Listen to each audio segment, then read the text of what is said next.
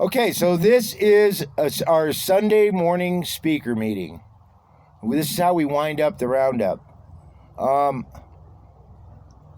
The guy who's speaking this morning came a long way. He just moved from Flagstaff to Visalia, California, with his wife and baby daughter. And then he had this commitment to speak this morning, so he came all the way back here, like after a week of being in California. So thank you for that.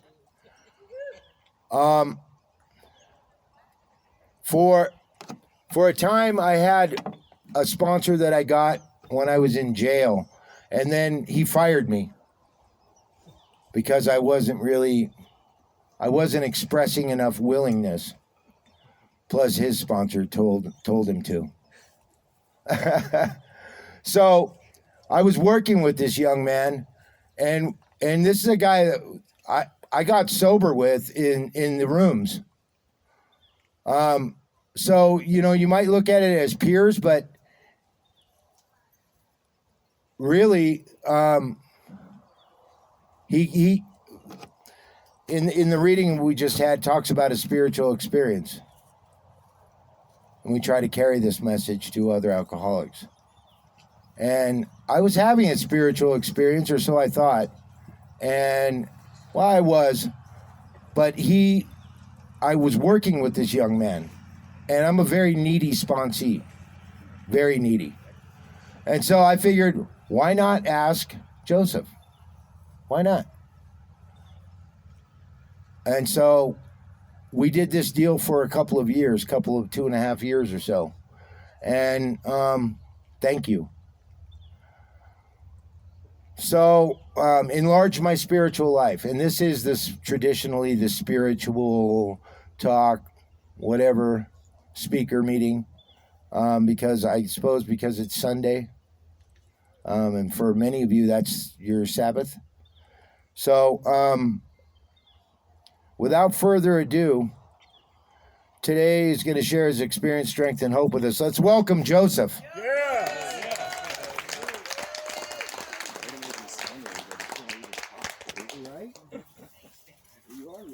Oh, God.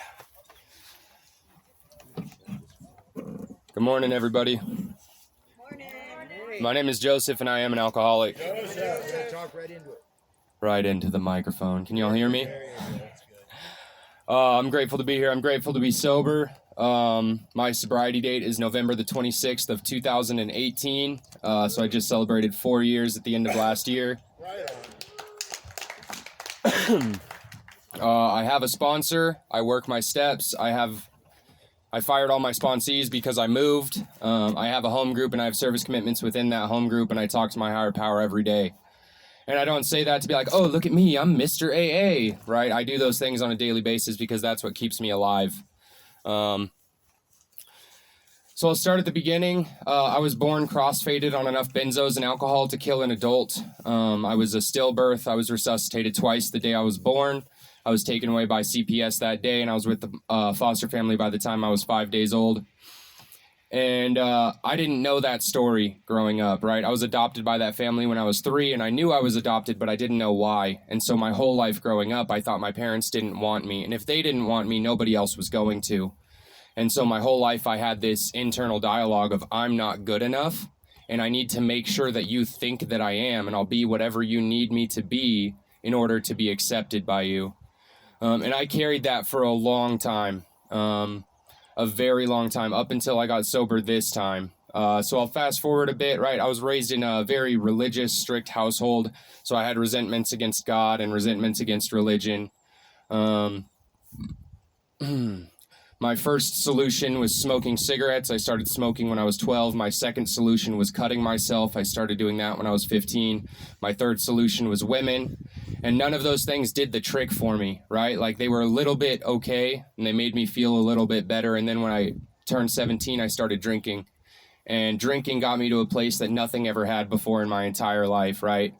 I had arrived. I remember taking my first drink, and I was at this party, and I didn't know anybody there. I'm standing in the corner awkwardly, like nervous and like teetering on my feet and like freaking out. And then somebody hands me a beer and I take a sip and I'm like, that was fucking disgusting. And then they handed me a shot of tequila and I took that and I was like, that was way worse than the beer, so I'll stick with the beer. And then I woke up at home. So the first time I ever drank, I was 17 years old. I blacked out and I drove home. And I woke up the next morning and I was like, man, I'm going to do that again. And I'm going to do that every day for as long as I can. And so I did. I was living at my parents' house and I was sneaking out every night and stealing my dad's car and going and getting drunk and driving home drunk in my dad's car.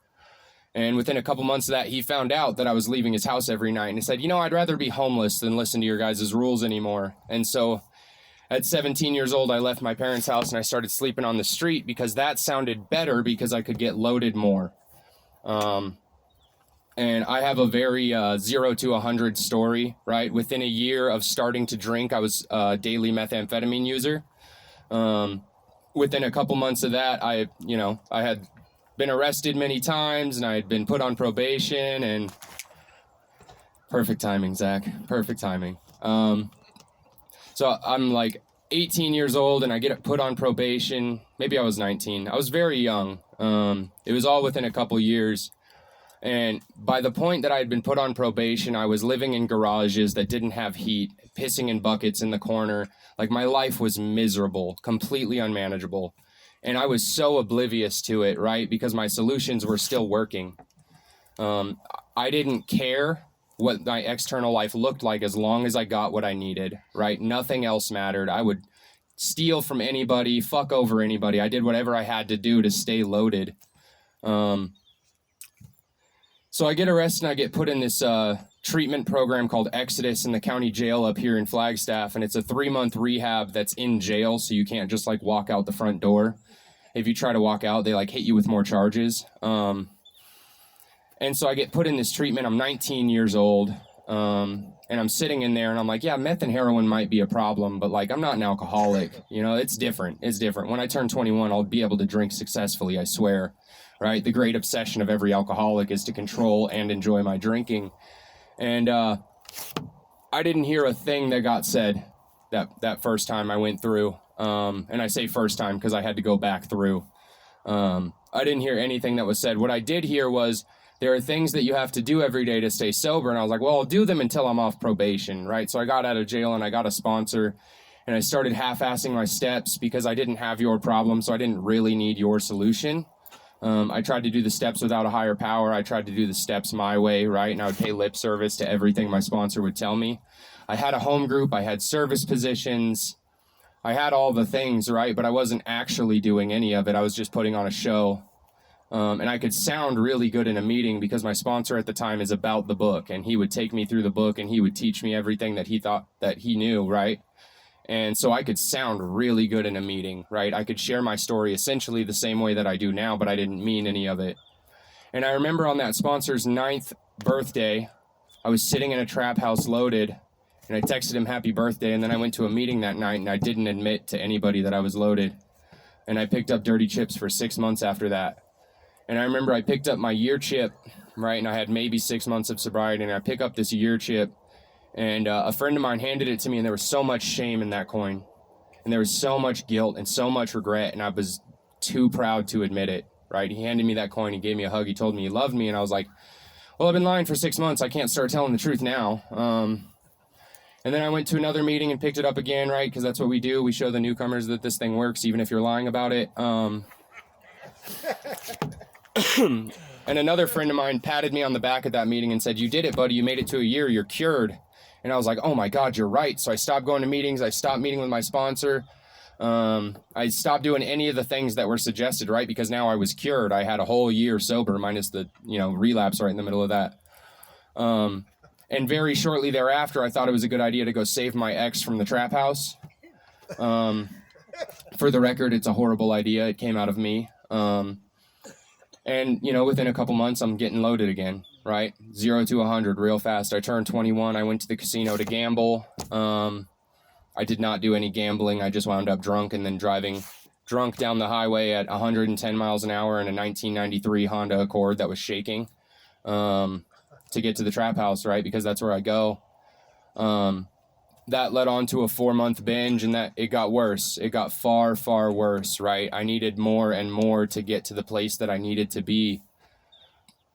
And so, I'm still on probation. I didn't make it all the way through probation like was my plan. And so eventually I get rearrested and I get sent to this rehab in Phoenix.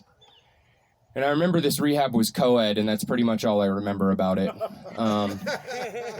I didn't hear a word that was said. I didn't hear anything that was suggested because I had this sponsor who was about the book before, right? So I went into this rehab thinking I knew everything. The trick is self-knowledge avails me nothing, right? I can know all this shit and not do anything and go get high tomorrow.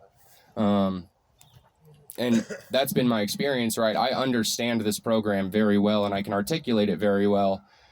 The problem is if I don't do it, it does nothing for me, right? There's action to be taken.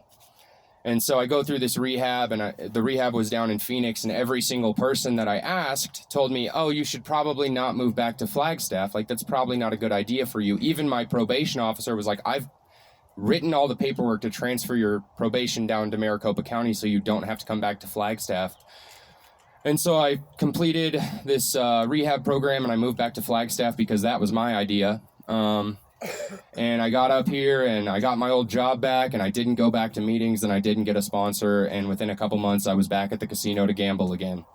And again, I did no gambling. And again, I wound up driving 130 miles an hour down the freeway with my head cocked sideways and one eye closed so I could get to the trap house. And that led on to another heavy binge that got worse and worse and worse.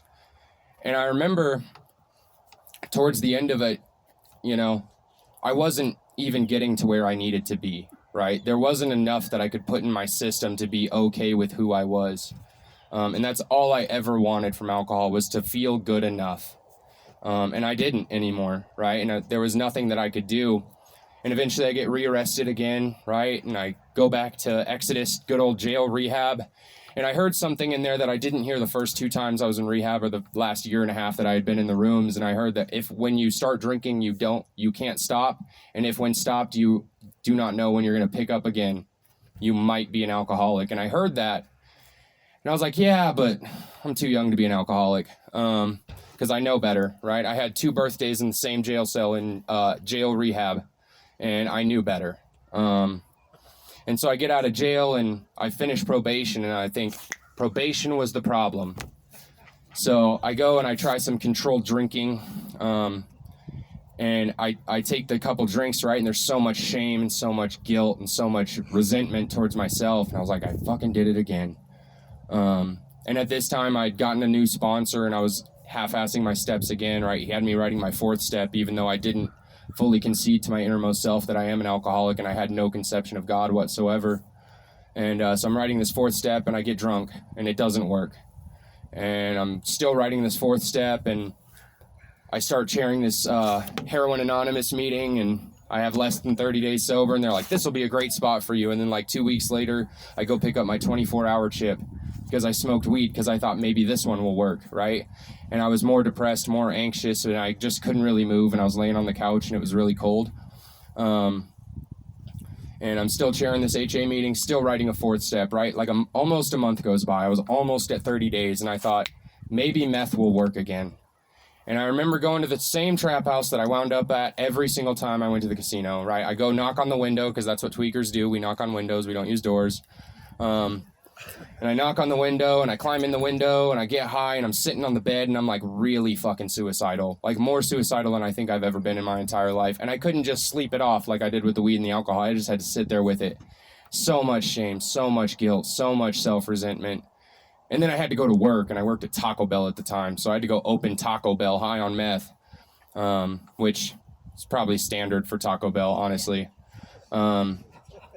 And then I get off work, and I go home, and I go to sleep, and I wake up, and I call my sponsor, and I'm like, dude, I fucking did it again, right? Because I've still been meeting with this guy every week, and I've been honest with him the whole time, except for the part where I'm not praying and I'm not believing in a higher power. And he's like, come to the meeting tonight. And I said, okay. And I get there, and he said, you got your 4th step in your car? And I was like, shit, you fucking tricked me. And I said, yes, I do. And he said, cool, we're going to the coffee shop after this, and you're going to read me that thing.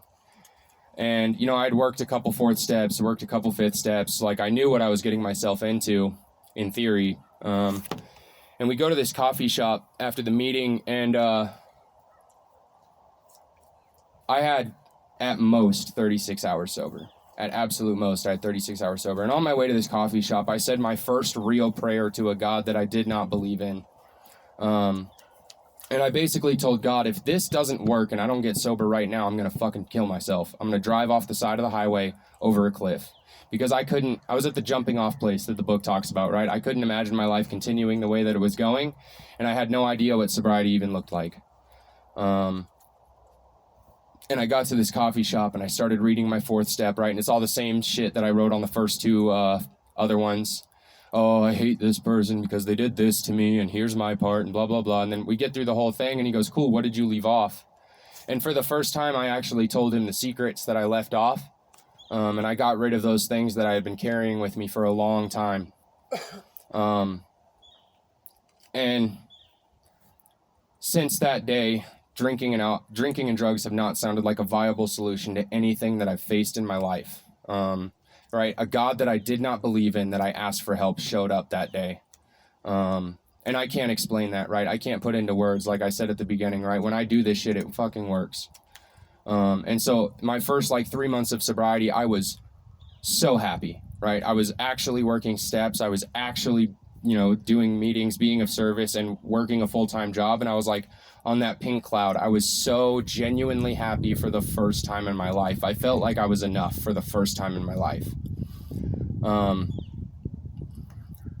And then I get some things back, right? I get the car, I get the attention of a girl, and I'm like, okay, I think I'm cured again. And so I back off a little bit. And then I got really miserable in sobriety, right? Because I didn't have the attention of any women at one point. And I was like, oh, I need to fix that. And so someone that I used to use with hits me up and says, hey, I need some dick. And I was like, yo, I got one of those. I'm on my way. And on the way to this person's house, I shot out a prayer to a God that I still barely believed in. And I said, God, am I doing the right thing here? And God answered me with a resounding no. I was not doing the right thing. And I told God, I know better. I'm going to do it anyway. And she got pregnant. And then a very good friend of mine told me, if God has a sense of humor, you're going to have a daughter. And then I had a beautiful baby girl. And this person that I had my daughter with is still actively using, right? After my daughter was born, she was in and out of trap houses, in and out of hotels, exposed to substances. And through all of that, right, so much fear, so much resentment. And what I learned how to do at that point, right, I had maybe a year and a half sober when my daughter was born. And through all of that, what I learned how to do was lean on God in the program. That was one of the most difficult times in my life. That's when I was suicidal in sobriety, right? I was actively working a program. I had a sponsor. I was working steps. I was active in this shit. And I wanted to kill myself. I didn't want to drink, right? Because I knew drinking wasn't going to solve anything. That problem had been removed from me. But I didn't want to live the life that I was living. I was so miserable. And so I went to my home group every Saturday and I cried for the whole meeting for an hour straight and told them that I wanted to kill myself, but I haven't done it. And at that time, there was maybe 4 of us coming to my home group, and those people showed up for me in a way that no one ever has in my entire life, right? Every week they listened to me cry, and every week they told me they loved me and they checked on me constantly. And then, God shows up, right? And DCS takes my daughter away from her mother, and DCS places my daughter in my custody. And we start a custody case, right? And I'm granted full custody. And then she goes to prison. We don't have to deal with her anymore. And it's like, holy shit, we're free for now. And then they only give her 2 years. And we're like, oh God, we got to deal with her really soon. And so what I did while she was in prison was I doubled down on my program, right? I hit more meetings. I got sponsees. I was working with Rich at the time. And he was really needy, so I only needed 1 sponsee. It was like having 4. And, through that time, as her out date got closer, my fear grew, right? Because I didn't have enough trust in my higher power that it was going to be taken care of. And so I started to try to manipulate the situation to fit what I wanted it to do, right? And while I'm actively trying to manipulate things to fit my narrative, I become miserable in sobriety again. And so I sat down with my sponsor and we worked some steps about it. And he told me that I should ask God what to do. And I was like, oh, hey, that's a good idea. And And so I asked God what to do, and things fell into place where I started a severance case. I started a case in the courts, right? Like, that's not me.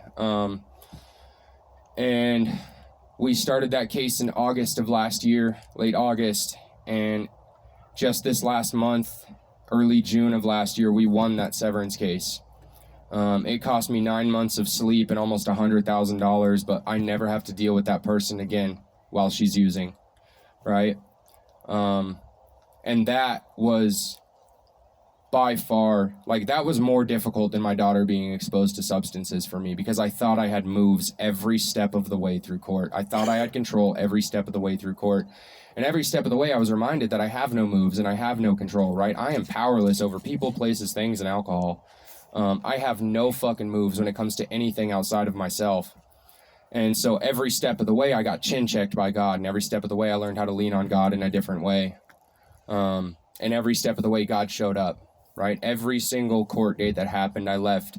I came in resentful and I left feeling somewhat okay. And the last court date we had, right, it was in-person trial. And so me and my wife and my lawyer and both my parents show up for me. And it's my daughter's mother and her lawyer and her mom on the other side of the courtroom. And every time I had seen her in person since she got out of prison, my blood boiled and I was filled with rage. And this time we go to the courthouse, right? And we're all sitting there and she walks in and I'm okay. And that has not been my experience with this person so far, right? She sits down and I'm like, God's right here with me. I'm going to be all right. And every step of the way, it's been every single step of the way, my sponsor points me to the same place in the book, right? Step 4, the fear inventory. I ask myself, why do I have these fears? Isn't it because self-reliance fails me?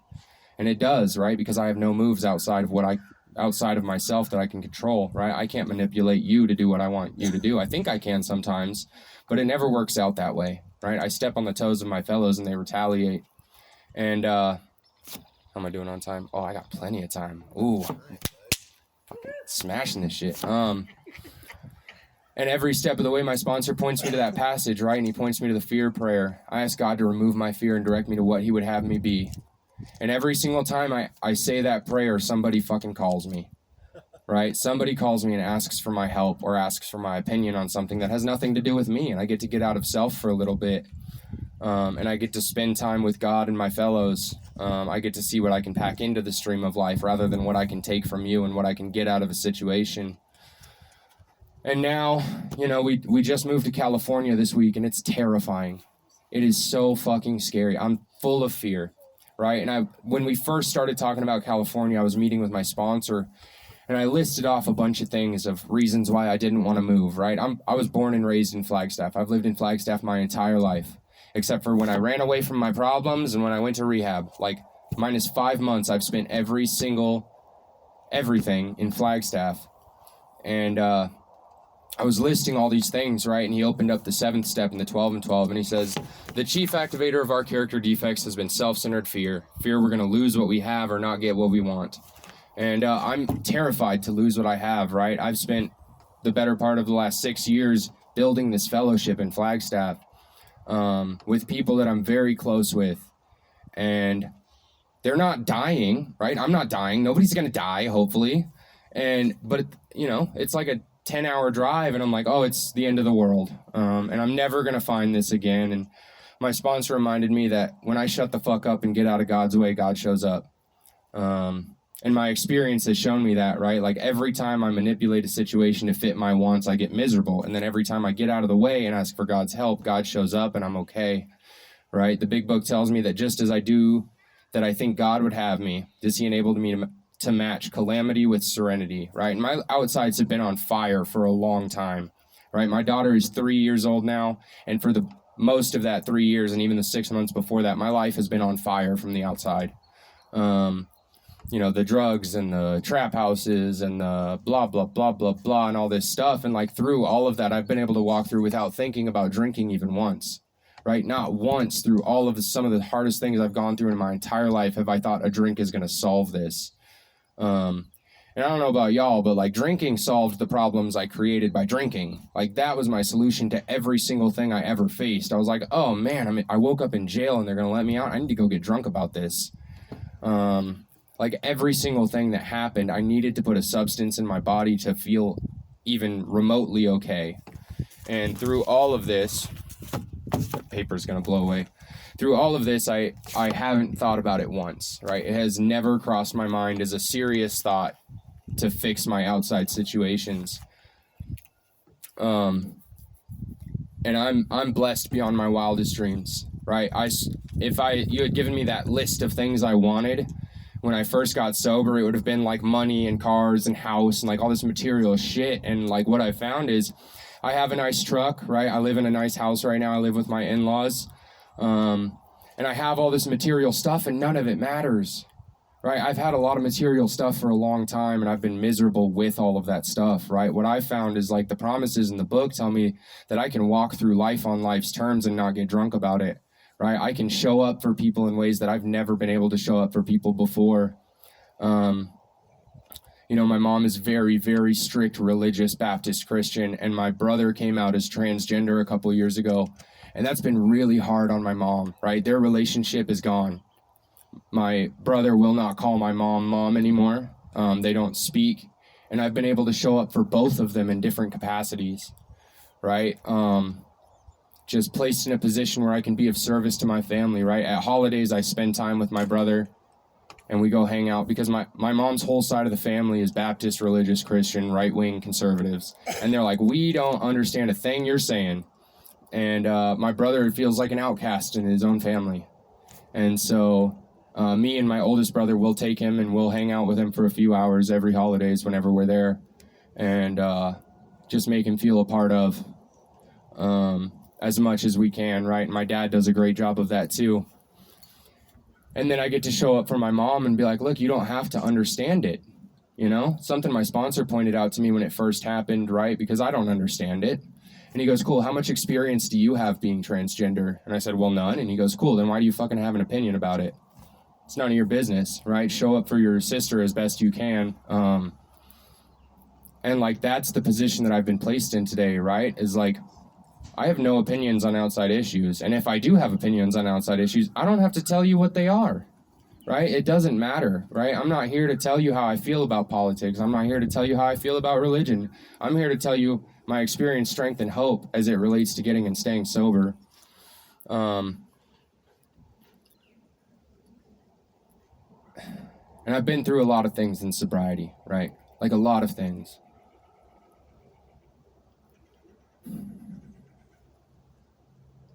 And through everything that I've been through in sobriety, God has put people in my life, people in my path that have been able to help me or help me get out of me. And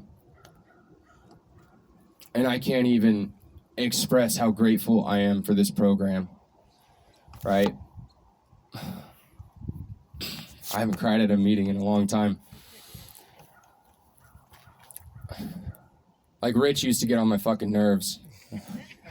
He asked me to sponsor him and I wanted to say no, right? But I've always been taught like you don't say no to shit like that.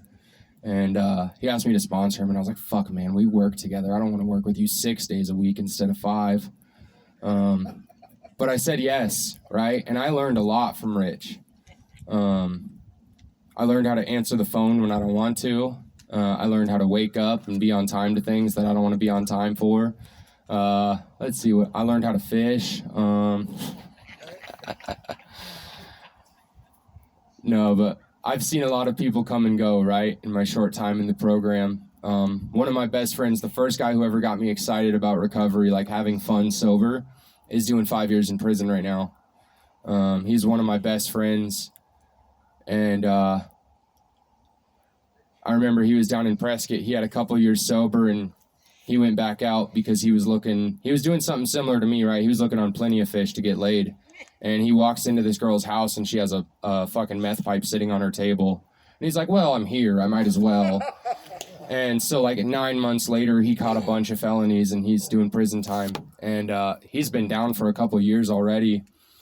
And I've been messaging back and forth with him for the majority of the time that he's been in prison, right? And over the last year and some change, he got sober, right? He was using when he got in there. And he was using for a long time while he was in there. And he has over a year of sobriety now, right? And I've been able to be a part of that through the phone. And I can't even fathom getting sober in prison, right? That sounds insanely difficult. And he's doing it, right? God showed up. I send my higher power down to prison all the fucking time to hang out with that guy. And then something I challenge any of my sponsees to do is invite God into everything. Good, bad, indifferent, right? I invite God. My sponsor pointed out that I don't do well with change. Good, bad, indifferent, right? I got married and moved into a new house that my mother-in-law bought me within like a month of each other. And my sponsor was like, man, you need more meetings. And I was like, what are you talking about? My life's going great. And he's like, yeah, but that's a lot of change for somebody like you. Good, bad, indifferent, right? Things change. I need to double down on this. And so something that I challenge my sponsees to do is like, I don't care if you're going on a date with somebody that you've been trying to go on a date with for a long time, like bring God. I don't care if you're moving into the job of your dreams, bring God, right? I don't care if you're miserable and you're facing a prison sentence for a probation violation for being out past curfew, invite God, right? I invite God into everything that I do in my life, good, bad, indifferent, right? Before I moved, I drove for a living. I was a delivery driver for a company called Mission Linen, and I would have a minimum hour drive to my first stop every day of the week, and I would spend at least half of that drive hanging out with God in my box truck, you know? I killed 3 elk in the last 2 months, and I invited God to come hang out with me and the elk. And what I've found is, right, this has gradually become a working part of the mind. I don't have to force myself to pray anymore, right? In early sobriety, I struggled with the God concept, right? I was sure somebody at some point was going to tell me to believe in Jesus. I was convinced of it. And what I found is nobody has ever told me that. In fact, my sponsor is very against the Jesus idea. And over time, I've developed this conception of God, you know. We agnostics tells me that my own conception, however inadequate, is sufficient to make an approach and a beginning. And over time, my conception has become when I pray, God shows up, right? I don't know what God is. I don't know what God does. I don't know what God looks like. I know that when I pray and when I try to do what I think God would have me, my life goes smoother, right? It doesn't matter what my outsides look like. It really doesn't. Everywhere I go, God is right there, right? If I'm going to something heavy, like every single time I had court, I would send God to my courtroom like 3 weeks before the court date. And I'd be like, listen, I need you to go scope the place out, hang out there for a little bit, and I'll meet you there, all right? But I also need you here with me at the same time. So, like, can you juggle that? And the more often I do that, the more happy I am, right? The more often I spend time with God in the morning and like get right with God in the morning, the smoother I can walk through life and the more like genuine happiness I feel, right? I've been suicidal while holding my infant daughter. She was maybe 6 or 8 months old, and I was holding her in my arms while she was sleeping, and I wanted to die. And at her 3rd birthday, I was overwhelmed with gratitude, right? Because I've been able to show up for her, and God willing, she'll never have to see me loaded, right? She's been in situations that I would have felt uncomfortable in, and I'm not the one who did that, right? And I remember getting a suggestion about this resentment I have against her mother, right? You should pray for her. And like, I tried that when I was still really, really resentful at the beginning. And I was like, I pray that she gets everything she fucking deserves and blah, blah, blah, blah, blah. And I was like, whoa, I'm not going to do that for a while. And after our last trial date and leading up to getting our decision that we won the case, right, I found myself praying for her without forcing myself to. Because I've done all this work, right? And I've been out of self and I'm meeting with sponsees and I'm like doing all these things and like that resentment just kind of quieted down.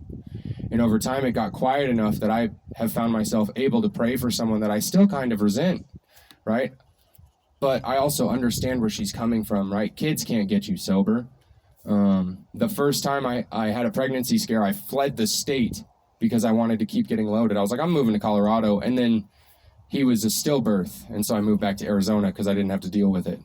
And like, I understand to the fullest extent that there is nothing outside of myself. Children, parents, family, probation, jail, none of it is enough to get me sober, right? The message that can get me sober needs to have depth and weight, and it needs to be founded in spiritual principles. And so I have a lot of empathy for where she's at. And what I found over time is like that empathy is starting to outweigh my resentment. And I didn't think that was possible.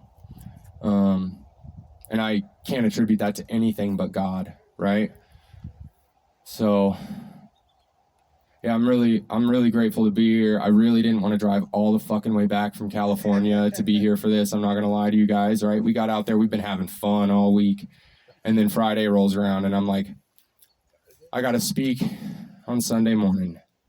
So I woke up at 5:45 in the morning on Friday and I got in the car and I just drove. And I drove by myself and I invited God into the car and we hung out most of the way down here and we're probably going to hang out most of the way back. So thank you so much for listening to me, and that's all I got.